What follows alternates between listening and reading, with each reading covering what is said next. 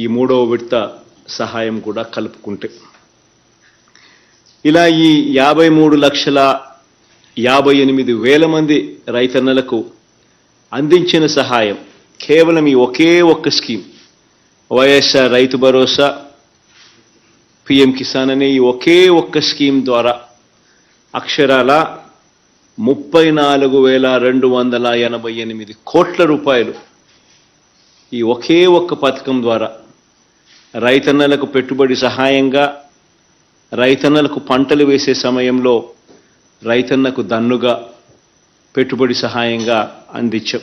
ఈ ఒకే ఒక్క కార్యక్రమం ద్వారా జరిగిన మంచి ఇది ఎందుకంత అవసరము, ఎందుకంత ఇంపార్టెంట్ అన్న అంశానికి వస్తే కరెక్ట్గా రైతన్న పరిస్థితి ఏమిటి అని చెప్పి ఒకసారి గమనిస్తే రాష్ట్రంలో దాదాపుగా 50% మంది రైతన్నలకు 1/2 హెక్టార్ లోపు విస్తీర్ణం ల్యాండ్ ఉన్న పరిస్థితులు. దాదాపుగా 50% మంది రైతన్నలకు కనీసం 1.25 ఎకరాలు కూడా లేని పరిస్థితి.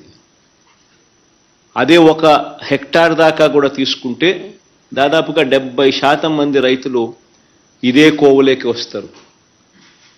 మరి ఈ 50% మంది రైతులు, ఈ 70% మంది రైతుల పరిస్థితి ఏమిటి అని అంటే, ఈ పెట్టుబడి సహాయం అనేది లేకపోతే వీళ్లకు రుణాలు అందడము కష్టము.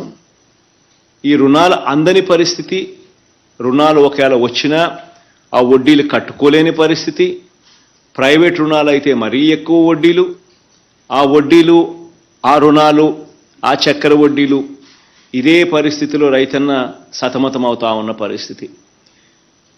ఈ రైతన్నలు ఏదైతే ఈ 50% మంది రైతన్నలు ఏదైతే 1.25 ఎకరాల లోపు ఉన్నవారు ఎవరైతే ఉన్నారో వీళ్ళందరికీ కూడా ఒక గొప్ప మేలు జరుగుతూ ఉంది.